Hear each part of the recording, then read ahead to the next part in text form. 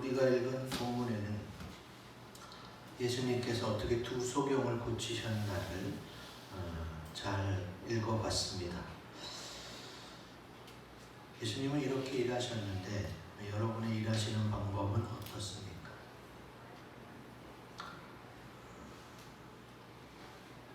아직도 성경에 있는 말씀이 또 예배 시간의 설교가 옛날 이스라엘 사람들의 이야기이고 지금의 나와는 별 상관이 없다고 그렇게 생각하십니까? 그렇지 않기 때문에 하나님이 우리에게 말씀을 허락하신 거고 우리가 말씀을 묵상해야 되는 거예요. 이게 성경 말씀이 남의 나라 이야기, 옛날 사람 이야기가 아니라 오늘날 나와 함께 하시는 하나님의 이야기, 또 성경에 나오는 인물들이 바로 나와 대비돼서 내게 필요한 말씀을 여러 가지 경우의 수를 다 써놓은 게 바로 성경 말씀입니다. 그래서 성경 말씀을 읽으면서 이 예수님 말고 나오는 주인공이 나일 경우가 많아요. 주님이 나에게 이런 걸 원하시는구나. 예수님이 이렇게 하신 걸 보고 나도 따라하면 예수님이 기뻐하시겠구나 라는 것을 생각할 수 있게 됩니다. 예수님이 일하시는 것은 뭐냐? 이 땅에 오신 이유는 예수님을 믿게 하고 우리에게 자유를 주는 일이었어요.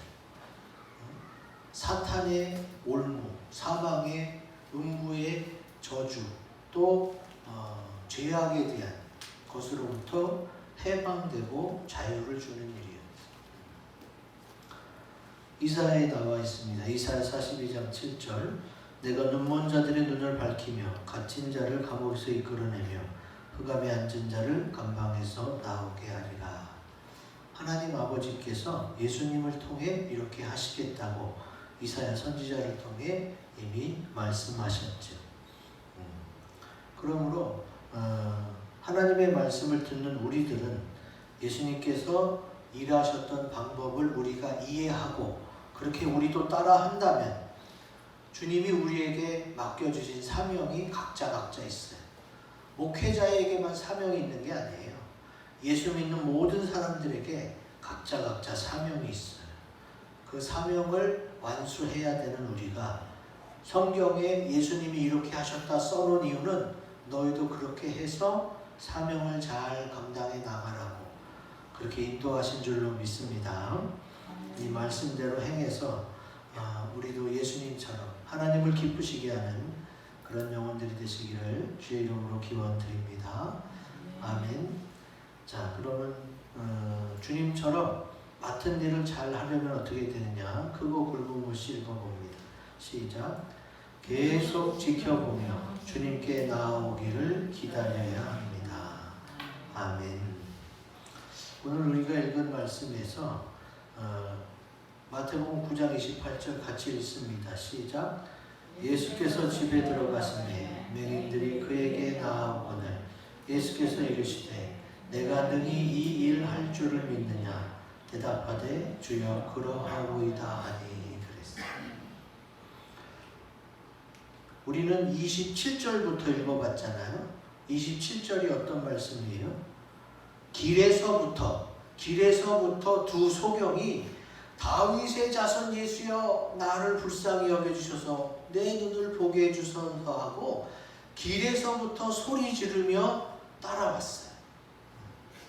근데 예수님은 언제 그의 말을 들어줬어요? 집에 들어가신 후에 그 집까지 맹인이 찾아오시고 그때서야 만나주시고 이야기하기 시작했어요. 조금 이상하지 않아요? 아니 사랑의 예수님이 두 소경이 부르짖기 전부터도 이미 두 소경이 나를 예수님을 만나길 원한다는 것을 예수님은 분명히 아셨을 텐데 길에서 소리 지르는 것을 알았으니 조용히 하고 날 따라와라 이렇게 말하지도 않았고 또 어느 집에 들어간다고 알려주지도 않았어요. 생각해 보세요. 소경은 앞이 안 보이는 사람이에요. 앞이 안 보이는 사람이 예수님이 들어간 집을 찾아서 들어가는 게 얼마나 힘들겠어요. 남들보다 4-5배의 시간이 걸려서 거기를 찾아갔을 거예요. 사랑의 예수님이 왜 이 두 소경한테는 이렇게 선의를 베풀지 않고 참 힘들게 애타게 그렇게 만드셨지 하고 의아해할 수가 있어요. 근데 성경 말씀에 어떤 말씀이 있느냐? 예레미야 29장 12절 13절 같이 읽겠습니다. 시작. 너희가 내게 부르짖으며 내게 와서 기도하면 내가 너희들의 기도를 들을 것이요 너희가 온 마음으로 나를 구하면 나를 찾을 것이요 나를 만나리라.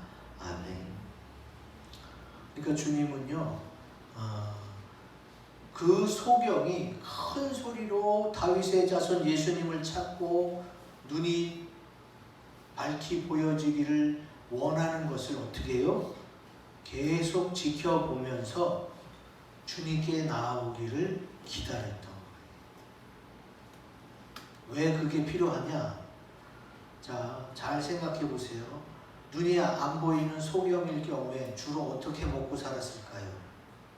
주로 동량에서, 구걸에서 빌어서 먹고 살았을 거예요. 그리고 얼마나 많은 사람들의 놀림거리가 되고 사람들이 많이 괴롭혔을까요? 그렇게 많이 구박을 당하고 눈치를 보고 또 억울한 인생을 사는 사람들은 예수님이 지나간다는 소리를 듣고 간절히 찾을 수도 있지만 그냥 외식으로 예수님 지나가세요. 저 좀 봐주세요. 이렇게 군중 많은 사람들이 웅성거리는 소리가 들리고 또 사람들이 나를 봐야 내가 구걸하는데 도움이 될 거 아니에요. 나 여기 있으니까 나 좀 도와달라고 소리쳐 외쳐야 한 푼이라도 더 받을 수 있는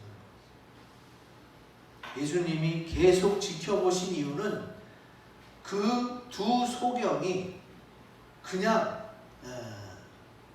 외식으로 그냥 큰 소리 질러서 사람을 모으려고 하는 거였는지 정말로 예수님을 구주로 믿고 눈을 밝히 뜨기를 원했던 건지 예수님은 계속 지켜볼 수밖에 없었어요. 그게 아니라면 어떻게 해요? 눈을 떠줘도 다시 세상으로 가고 지옥으로 갈 확률이 높기 때문에 그렇습니다.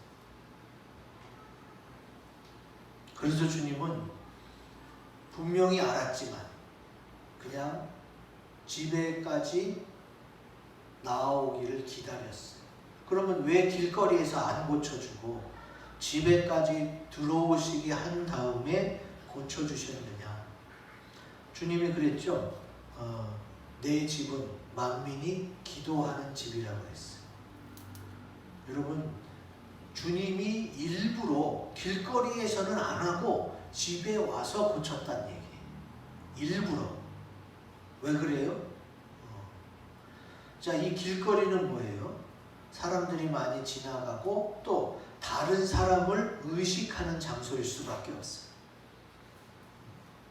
우리가 내게 무슨 일이 생기거나 또 당황한 일이 생기면 어떻게 돼요? 주변을 두리번거려요. 왜? 누가 나를 어떻게 이상하게 볼까봐, 사람들이 나를 비웃을까봐 무슨 일이 생기면 당장 주위를 두리번거리게 돼 있어요. 그런 하나님과 나와의 1대1 만남이 아니라 주변 사람들을 의식한, 주변 상황을 의식한 그런 가운데서 주님은 한 영혼을 만나기 원하지 않으셨던 거예요. 1대1로 직접적으로 그렇게 귀중하게 만나기 원하셨던 거예요. 그래서 그 앞이 안 보이는 두 소경이 물어서 더듬거리면서 예수님이 계신 집에 들어왔을 때에 주님은 어떻게 말씀하세요? 내가 능히 이 일 할 줄을 믿느냐라고 말씀하시면서 만나주시고 그들의 기도를 들어주시지요. 그래서 주님이 길거리에서가 아니라 집에서 만나줬다는 게 중요해요. 자, 집이란 개념은 뭐예요? 첫째는 기도하는 집이고, 조용히 주님과 만날 수 있는 장소이고, 그리고 외부 사람, 주변의 상황을 신경 쓰지 않고 주님께만 집중할 수 있는 장소를 의미해요. 그러니까 항상 내가 주님을 만날 때요, 꼭 반드시 골방이어야만 되는 건 아니지만 어쨌든 주님과 나와의 관계가 집중될 수 있는 장소를 찾아야 되는 거예요. 그래야 내가 주님과 깊은 교제를 나눌 수가 있어요. 여러분도 휴대폰 받았을 때 중요한 얘기 하려면 어떻게 돼요? 사람이 없는 곳에 가잖아. 둘만이 깊은 대화를 나눠야 될 때는 사람이 있는 곳에 있다가도 전화기 들고 조용한 데로 찾아간단 말이에요. 왜 그래요? 집중해야 되고 또 전심으로 해야 되니까 그래요. 주님과도 마찬가지입니다. 주님은 내가 못 느낄 뿐이지 계속 나를 지켜봐요. 그리고 한 걸음 한 걸음 주님께 나아오기를 기다리고 계세요. 그렇기 때문에 내가 주님이 살아계심을, 또 주님이 나를 사랑해서 기다리고 계심을 내가 조금이라도 느꼈다면 주님을 찾아가야 되는 거예요. 근데 그렇지 않으면 어떻게 돼요? 그렇지 않으면 마귀가 좋아하죠. 왜? 예수 믿고 교회 다녀서 잃어버릴 줄 알았는데 교회를 다녀도 말짱 헛것이구나. 왜? 믿지를 않으니까. 하나님 말씀을 듣고 행해야 되는데 행함이 없잖아요. 그럼 마귀는 아주 좋아해요. 그래서 교회 다녔는데 예수 믿었는데 지옥 가는 사람이 많은 거예요. 여러분, 이거는 제 얘기가 아니에요. 하나님 말씀이에요. 나더러 주여 주여 하는 자마다 다 내게로 올 것이 아니요 하늘에 계신 내 아버지 뜻대로 행하는 자가 천국에 온다고 했어요. 그러니까 정말로 말씀대로 살아야 되는 거예요. 제가 목사로서 먹고 살기 위해서 이 얘기를 하는 게 아니에요. 정확하게 하나님 말씀이 기록되어 있기 때문에 말씀드리는 거예요. 왜? 나도 주님의 은혜를 받아 구원받았는데 여러분도 구원받아야 되니까 이 말씀을 전하는 거예요.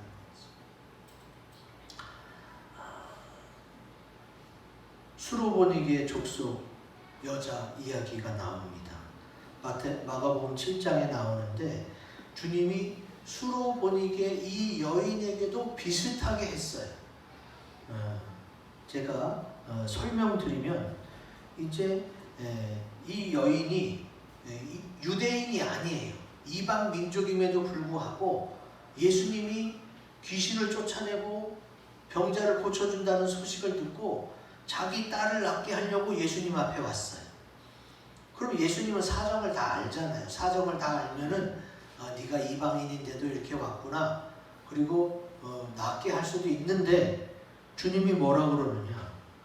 27절 제가 읽어드릴게요. 예수께서 이르시되 자녀로 먼저 배불리 먹게 할지니 자녀의 떡을 취하여 개들에게 던짐이 마땅치 아니하니라. 주님이 이런 말씀을 하셨어요.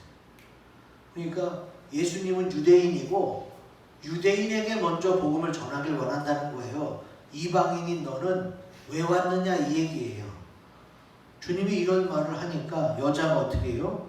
주여 올소이다마는 상 아래 개들도 아이들이 먹던 부스러기를 먹나이다.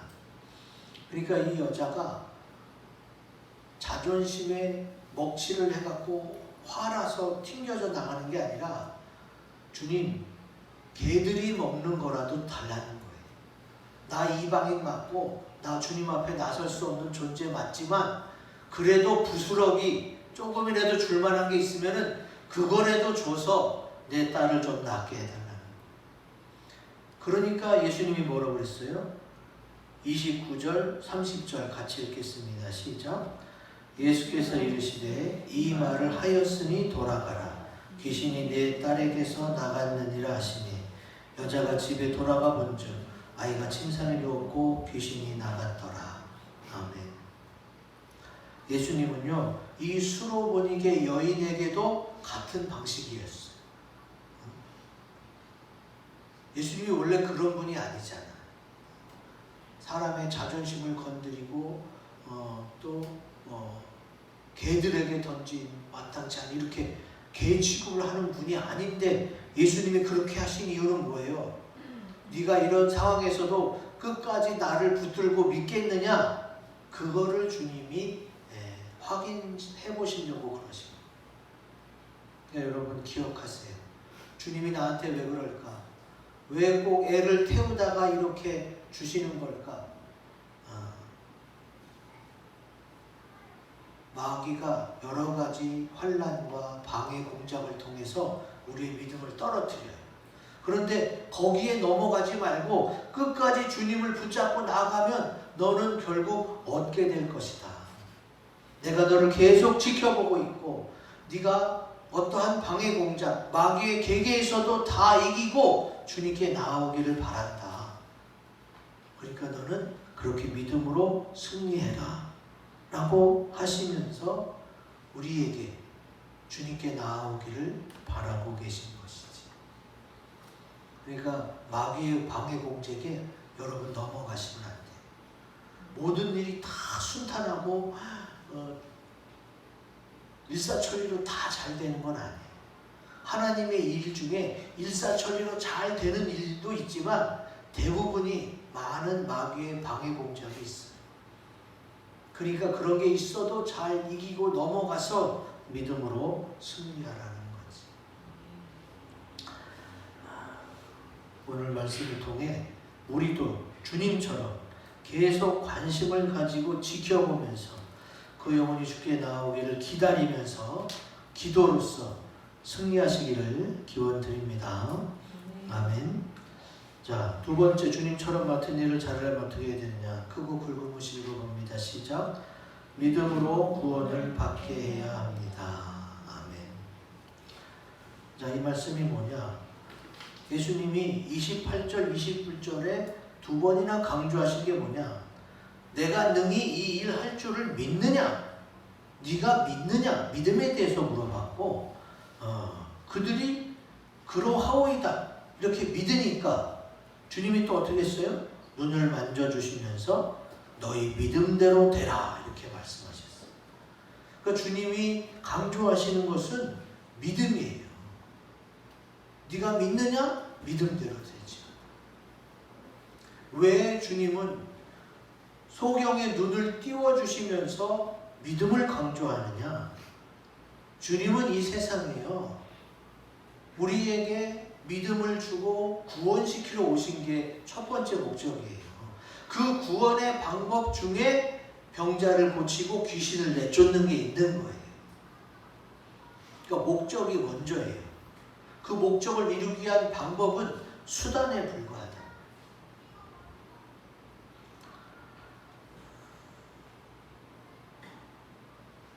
믿어야 구원을 받죠. 여러분, 제가 목사 안수를 받아서 목사 역할을 해서 구원받는 게 아니에요. 목사도 선교사도 마찬가지예요. 믿어서 구원받는 거예요. 그거는 변함이 없어. 어떤 직분 때문에 구원받는 게 아니라 천국에 가는 모든 사람들은 예수님을 믿어서 구원받는 거예요. 그러니까 주님은 지금 소경의 눈을 띄워주는 게 중요한 게 아니라 이들이 예수님을 믿고 구원받는 게 중요하기 때문에, 그래서 어떻게 해요? 구원을 이야기합니다. 믿음을 가지라고 얘기하는 거예요.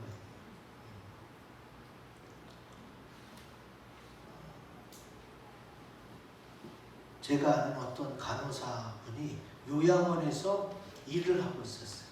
근데 저한테 물어보더라고요. 자기 요양원에 지금 40살도 안 된 젊은 여자가 왔대요. 왜? 암에 걸려서 이제 얼마 안 있으면 죽는다는 거예요.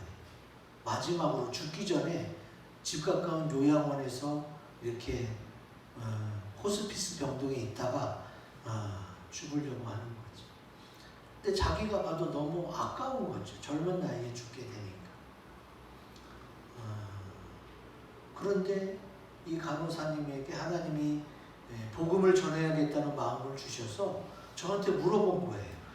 아니, 이분한테 제가 복음을 어떻게 전하죠? 저는 간호사인데 업무 중에 종교를 강요하면 또 그거 퇴직 사유가 됩니다.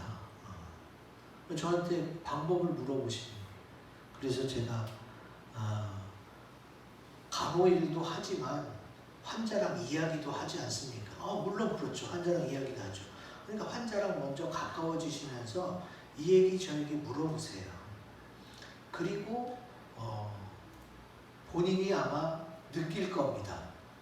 이 사람이 어떤 것 때문에 아직 마음에 뭐가 남았는지를 간호사님이 스스로 느낄 거예요.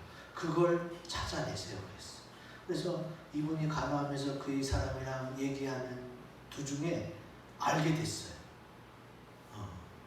이 여자가 자기 입으로 말하더래. 내가 이렇게 젊은 나이에 가게 된 게 뭔가 잘못한 게 있는 것 같은데 그게 뭔지 모르겠어. 이런 얘기를 하더라고요. 그래서 그 하나님이 그거 알려주신 거라고. 그러면 그거에 대해서 계속 얘기해보라고. 그러면 잘못, 세상에서는 잘못이라고 그러지만 성경에서는 그것을 죄라고 표현합니다. 인간이 느낀 잘못 또 죄악 다 같은 맥락이에요. 그러니까 가서 다시 한번 물어보세요. 어떤 것 때문에 마음에 캥기는 게 남았는지. 그리고 사실대로 얘기하세요. 내가 다니는 교회 목사님에게 이런 사실을 얘기했더니 이런 걸 물어보라고 하더래요. 그러면서 혹시 아직도 마음에 켠켠이 쌓아놓은 누구를 미워하고 누구를 저주하고 싫어했던 원수같이 여겼던 그런 사람이 있습니까? 라고 물어보라고 해서 제가 물어봅니다. 이렇게 했더니 그 젊은 여자가 순간 표정이 굳어지는 거예요. 그리고 아무 얘기도 안 하더래요. 그리고 이제 그 시간이 끝났어요. 이제. 그래서 와서 물어보는 목사님 말씀대로 했더니 이 여자가 갑자기 표정이 달라지고 아무 얘기도 안 하는데 이제 어떻게 해요? 끝난 거예요.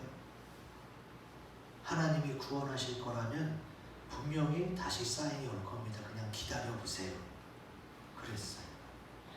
그랬더니 이제 그날은 아무 얘기도 없더니 하루 이틀 지나서 또 다시 말을 걸기 시작하더라고요.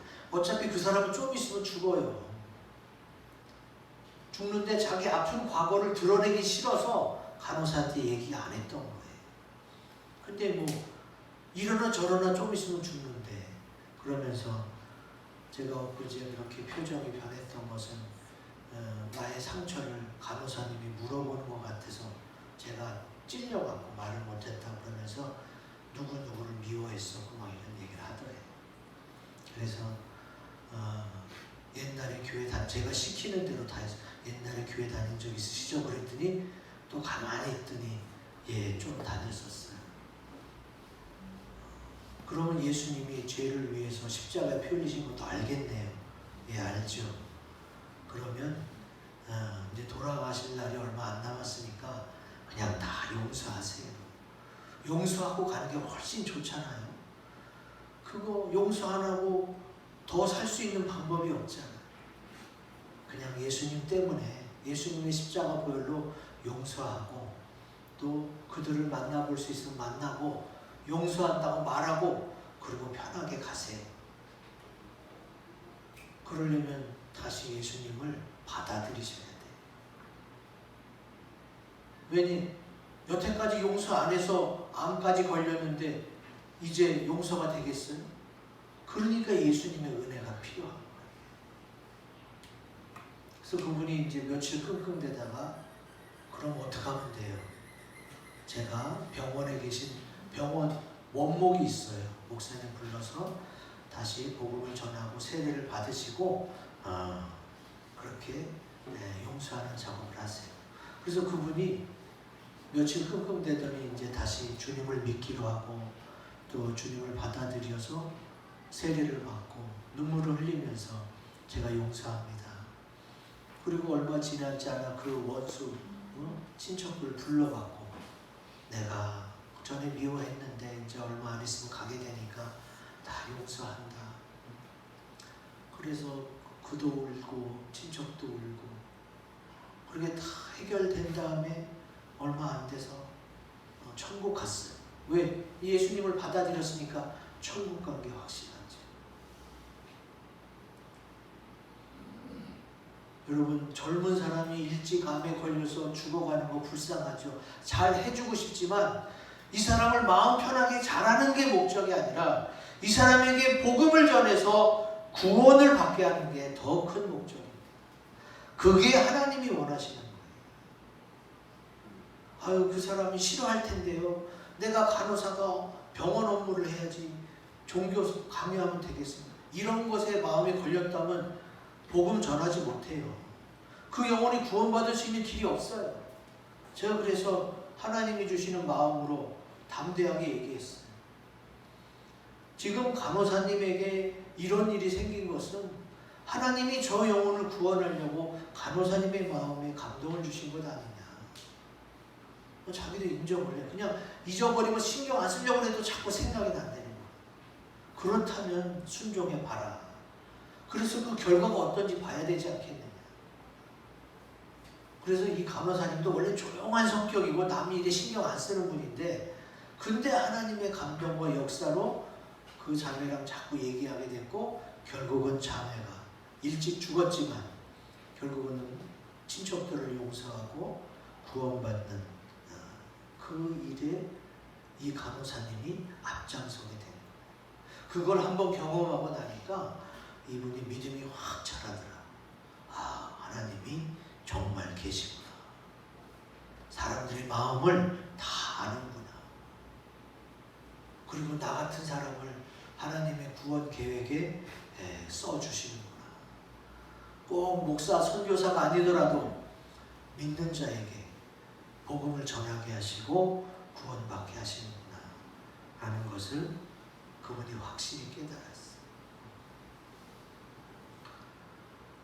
우리에게 맡겨진 주님의 일은 업무 잘하고 돈 많이 벌고 이게 아니에요. 그것은 내가 먹고 살기 위해 하는 거고 정말 중요한 일은 내가 사는 동안 예수 잘 믿고 행복하게 살다가 천국에 가서 영원히 사는 것. 이게 제일 중요해요. 그러면 나만 그러느냐? 아니 내 가족과 친척, 친구, 내 이웃들도 같이 천국 가면 좋잖아요. 그래서 주님이 그것 때문에 이 세상에 와서 일하셨고 나에게도 그 일, 그 사명을 맡겨주시는 거예요. 그래서 내가 선행을 하고 사랑을 베풀고 섬기고 봉사하는 모든 거의 최종 목적은 그 영혼 구원임을 잊지 마시기 바랍니다. 지금 그래서 이 두 소경도 어떻게 했어요? 주님이 계속 지켜보다가 집까지 따라오니까 낫게 해줬고 그리고 어미 경계했어요. 어미 경고하시면서 절대 나가서 소문 퍼뜨리지 말라 이렇게 말씀하셨거든요. 여러분 다 읽으셨죠? 근데 어떻게 됐어요? 응? 예수님께서 어미 굉장히 큰 소리로 엄중하게 알리지 말라 그랬는데 이 두 소경은 예수님의 소문을 퍼뜨렸어요. 그러면은 불순종한 게 되잖아.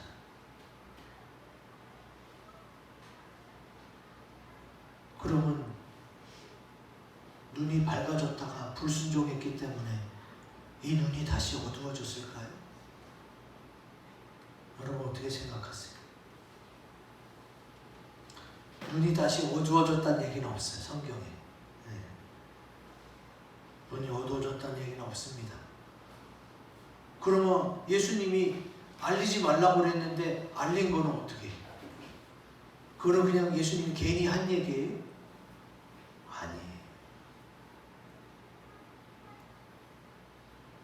이 두 소경에게 주님이 말씀하신 대로 순종하지 않았고 지키지 않았음에도 이 두 소경의 눈은 어두워지지 않았어요. 그럼 이건 어떻게 해석해야 되느냐? 두 소경도 믿음으로 소문을 내는 믿음으로. 그래서 하나님이 뭐라 그러지 않은 거예요. 소경이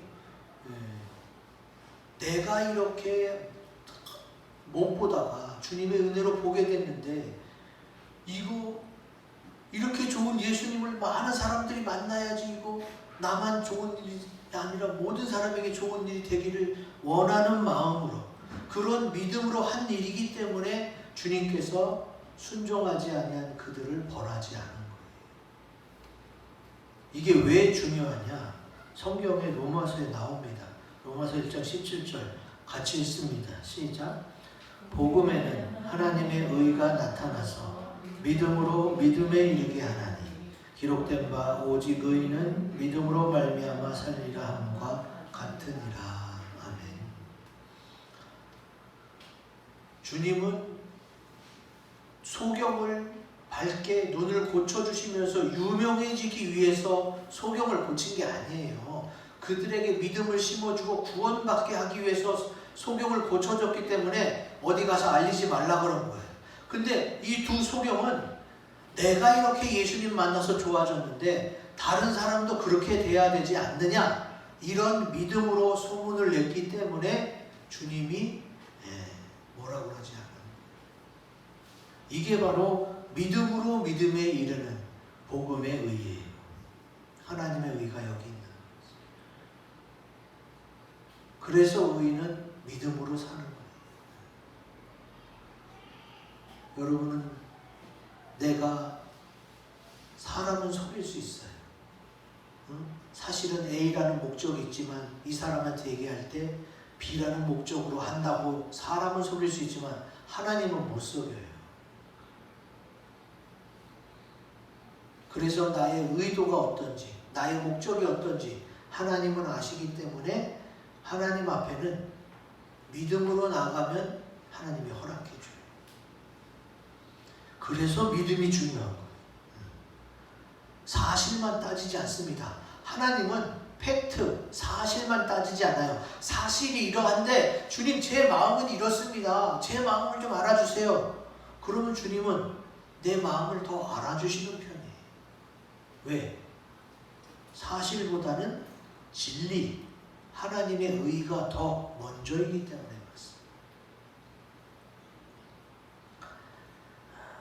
남에게 피해를 주지 않는 범위 내에서 믿음으로 일하는 것은 하나님께서 허용하시기 때문에 믿음에 이르게 하는, 믿음으로 말미암아 믿음에 이르게 하는 하나님의 의가 우리의 삶 속에 잘 나타나시기를 주 이름으로 기원드립니다. 아멘. 마지막 주님처럼 같은 일을 잘 하려면 읽어봅니다. 시작. 사람에게 좋은 일보다 하나님께 좋은 일을 해야 합니다. 아멘. 갈라디아서 1장 10절에 나와 있습니다. 같이 읽습니다. 시작. 이제 내가 사람들에게 좋게 하랴 하나님께 좋게 하랴 사람들에게 기쁨을 구하랴 내가 지금까지 사람들의 기쁨을 구하였다면 그리스도의 종이 아니니라. 아멘.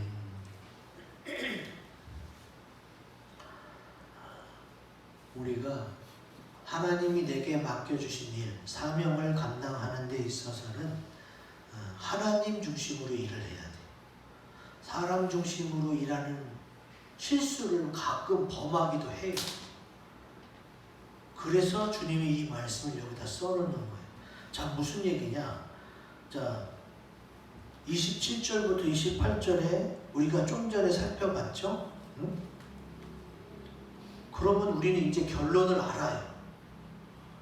예수님께서 어차피 두 소경을 눈을 보이게 하여 주실 거면 길에서부터 외치고 다닐 때 아니면 이미 길에 있는 존재를 알았을 때 미리 인도해다가 집으로 데리고 가서 거기서 그러면은 눈을 밝히 떠지게 하면 되지 않느냐. 그렇다면 하나님도 좋고 그걸 지켜본 사람들에게도 얼마나 큰 은혜와 덕이 되겠느냐.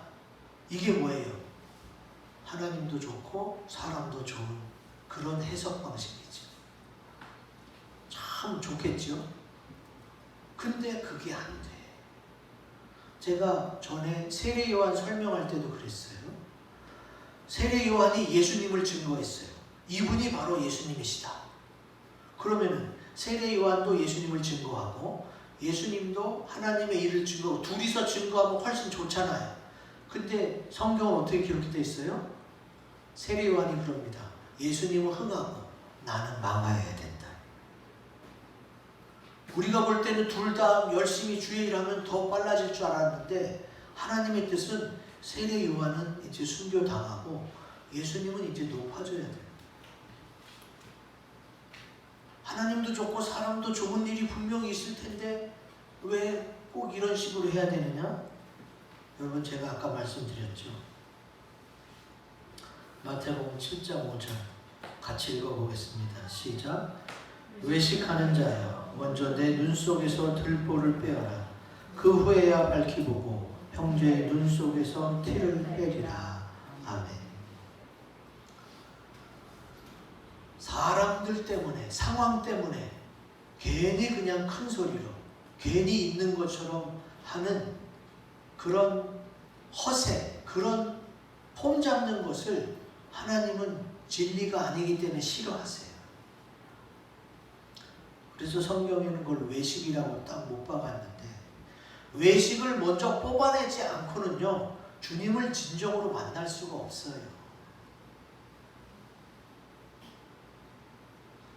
그렇기 때문에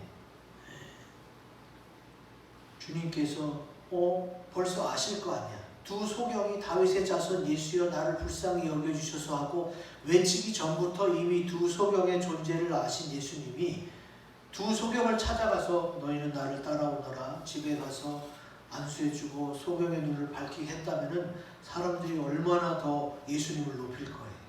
근데 이게 바로 인간적인 생각이에요. 이게 사람에게 좋은 일이에요. 그 사람이 먼저 어떻게 해요? 하나님의 뜻대로 세움 받는 작업이 먼저 선행돼야 돼요. 그래서 어떻게 해요? 외식을 뽑아내고 나서야 그가 다른 사람을 의식해서 혹시 다른 마음으로 주를 찾는 그게 아님이 명백하게 밝혀진 다음에서야 간절히 주를 찾는 게 확인되고 나서야 하나님은 그들의 눈을 밝혀주십니다. 이거를 잊지 마세요. 이게 왜 중요하냐? 우리가 예수님의 이름으로 주의 일을 할 때도요, 인간의 생각이 많이 들어가요. 하나님이 이 일을 하라고 그랬어. 그런데 그 일을 하는데 계속 하나님 뜻대로 하나님 중심이 아니라 인간 중심으로 갈 수가 있어요. 이게 무슨 얘기냐? 자, 이제 제가 서울 서지방에 있을 때 목회자 야유회를 가게 됐어요. 목회자 야유회를 아침 고요 수목원으로 가게 됐어요. 많은 분들이 거기 갔다 왔는데 왜 굳이 거기를 가게 됐느냐? 그 담당하는 분이 아침 고요 수목원을 못 갔다 온 거예요. 이유는 아주 간단합니다. 담당자가 나는 아침 고요 수목원에 간 적이 없어. 여러 번 가본 사람도 있지만 담당자가 아침 고요 수목원에 가자고 하니까 어떻게 해요? 그냥 따라갈 수밖에 없는.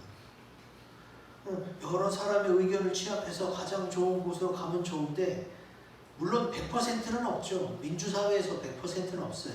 그러나 다수결에 의해서 정하면 좋은데 다수결이 아니라 담당자의 의중에 따라서 그렇게 결정돼서 그렇게 갔다 온 적이 있어요. 저야 뭐 어느 쪽으로 가든 못 가본 상태여서 좋았지만 이미 많이 다녀본 분들은 굳이 지방에서 많은 돈을 들여서 갔던 곳을 또 가기는 그렇잖아요. 효율적인 면에서 떨어지죠. 근데 그 돈 자체가 뭐예요? 다 교회에서 헌금해서 회비를 낸 돈이에요. 그러니까 주님의 이름으로 모이고 주님의 이름으로 쓰여지는 돈 자체에서도 뭐가 들어간다? 개인의 사욕이, 자기 만족이 들어간다는 말이에요. 세상이 그럴 수밖에 없어요. 하나님도 그걸 알고 계세요.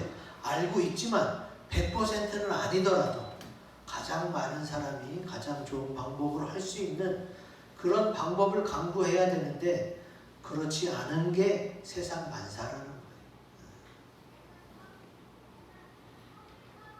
그래서 제가 자꾸 말씀드리는 거예요.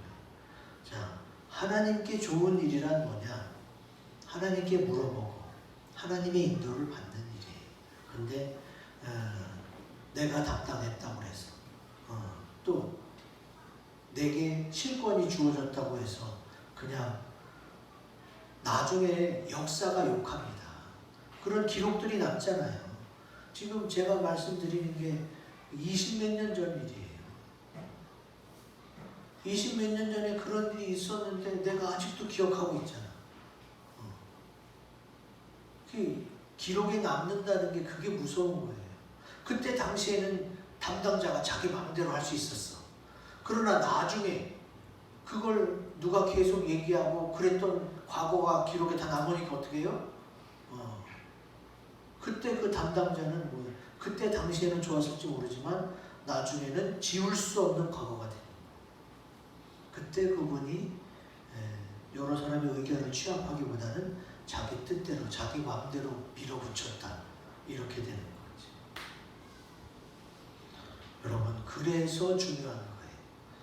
분명히 주님께서 내게 주신 실권이고 맡은 일이지만 하나님 중심으로 해야 되는 거예요. 하나님 좋게 하려고 노력해야 되는 거지.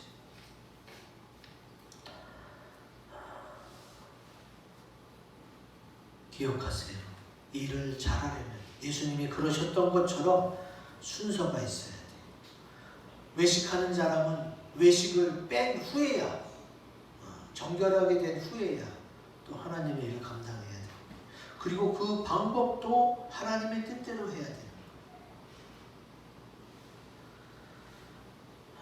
하나님의 뜻대로 할 때에 마귀가 틈타지 못합니다. 왜냐하면 인간적인 생각, 세상적인 방법이 들어가면 바로 거기서 어떻게 해요?